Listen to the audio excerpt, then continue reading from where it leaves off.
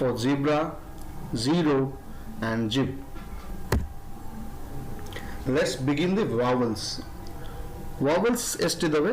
Vowels are 5. Those are A, E, I, O, and U.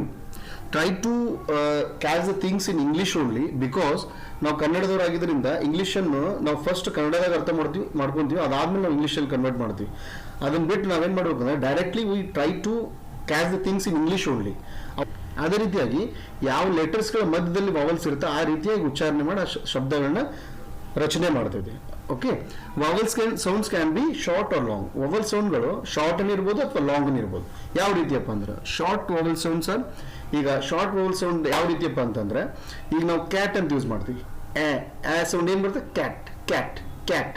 Examples: cat, hat, apple. Short vowel sound